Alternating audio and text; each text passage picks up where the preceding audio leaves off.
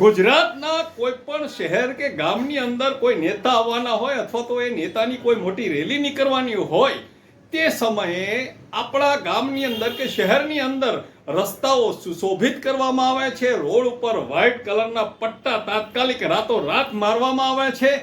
અને એનાથી પણ એક વિશેષ વાત એવી છે કે જે ઝૂંપડપટ્ટી વિસ્તાર હોય એ ઝૂંપડપટ્ટીની અંદર ત્યાં આગળ આપણા જે તિરંગાનો જે કલર છે એવા કલરવાળા એક પટ્ટા મારી દેવામાં આવે છે કે જેથી કરીને એ ઝૂંપડપટ્ટી એ નેતાને દેખાય નહીં. અહીં આવનારા નેતાને શરમ ના આવે કે મારા દેશની અંદર કે મારા રાજ્યની અંદર મારા શહેરની અંદર આવી બધી ઝૂંપડપટ્ટી હજુ છે એવું લાગે નહીં. તેના કારણે આ પટ્ટા મારી દેવામાં આવે છે. હા તો નમસ્કાર મિત્રો, હું છું હરીશ બ્રહ્મભટ્ટ. નિર્ભય આનંદમાં આપ સૌનું સ્વાગત છે. અને આપણે વાત કરી રહ્યા છે ઝૂંપડપટ્ટીની કે જે ઝૂંપડપટ્ટીના કારણે આજકાલ આપણા જે ખુરશી ઉપર બિરાજમાન નેતાઓ છે એ નેતા આ જ ઝૂંપડપટ્ટીના વોટના કારણે જીતી અને ખુરશી પર બેઠા હોય છે.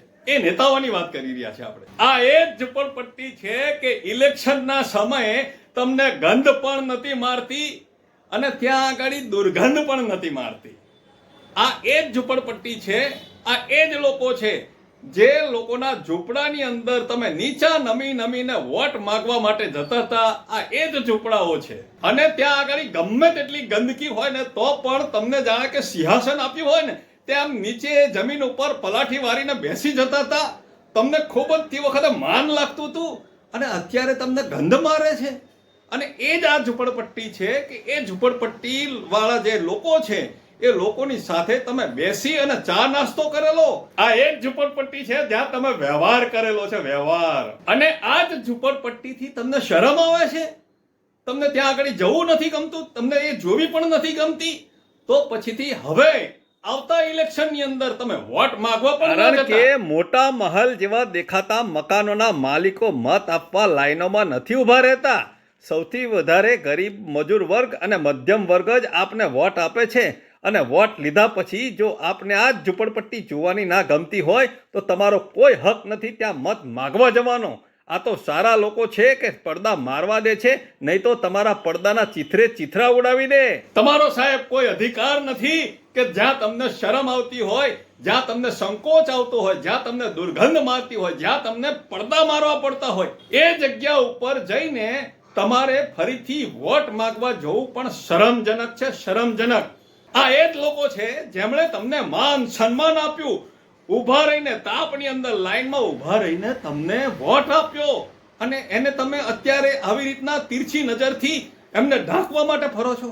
અને આજે તમે એ જ ગરીબોના ઝૂંપડાને ઢાંકીને શું સાબિત કરવા માંગો છો? કે તમને ઝૂંપડા ગમતા નથી? કે પછી એવું સાબિત કરવા માંગો છો કે ગુજરાતમાંથી ગરીબી હટી ગઈ છે, ગરીબી છે જ નહીં, ઝૂંપડપટ્ટી છે જ નહીં? તો તમને વોટ કોણ આપશે સાહેબ? શું આવનારા નેતાને આ પડદા પાછળનું રહસ્ય કંઈ ખબર નહીં હોય એવું તમે સમજો છો? એવું ના સમજતા સાથી કે એ નેતા કઈ વિદેશથી તો આવીને અહીંયા આગળ નેતા બની નથી ગયા. અહીંયા આગળ જન્મેલા છે, ભારતમાં ઉછરેલા છે, ગુજરાતની અંદર મોટા થયેલા છે. તેમને બધી ખબર છે કે આ પડદાની પાછળ શું શું છે. ગંદકી છે, ઝૂંપડપટ્ટી છે, એ બધું જ છે, બધી ખબર છે. તો એને ઢાંકવાની ક્યાં જરૂર છે? અને એમને એ પણ ખબર છે કે એક એક વોટ માટે હું આ કીચડ ગુંદીને ઝૂંપડપટ્ટીની અંદર ફરીને વોટ માંગતો હતો. એ યાદ તો હોય ને સાહેબ. અને તેના જ કારણે એસીની ઓફિસ, ફરતી ખુરશી, લાલ લાઈટ વાળી ગાડી, બંગલો, એશો આરામ, આવી જિંદગી આ લોકોના લીધે તમે જીવો છો. પરંતુ આ લોકો હજુ પણ એની એ જ જગ્યા પર છે, એ જ ઝૂંપડપટ્ટી, એ જ ગંદકી, એ જ દુર્ગંધ. ફેર તો સાહેબ આપના વૈભવમાં પડ્યો છે, આપના વૈભવમાં. આ ઝૂંપડપટ્ટીના કારણે તમે ફરતી ખુરશીમાં બેઠા છો. આપનો હરીશ બ્રહ્મભટ્ટ. વંદે માતરમ. ભારત માતા કી જય.